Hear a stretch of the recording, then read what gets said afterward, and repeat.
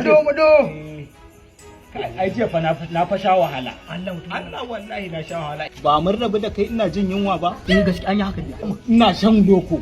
Allah wallahi ina cikin tafiya yana da wata sallabe da yarinya. A haɓa da Allah wallahi tana tafiya tana danna waya hawa na haka take.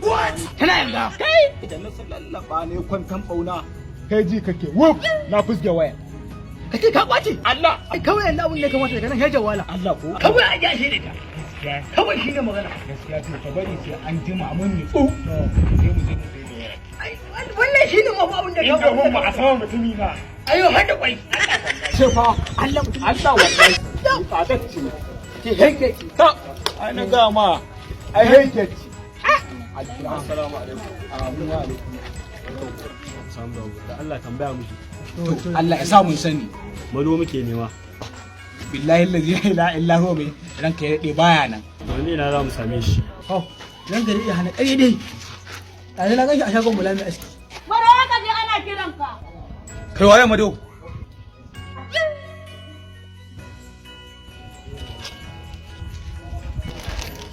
What? Ba shi bane mai irin kayan sa ne.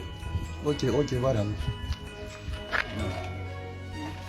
Sauka lafiya. Allah ya tsare. Ba na alawata. Kai din banza kai din wafi kan ka isan baka alawar ka. Ofisa shi ne Mado. What?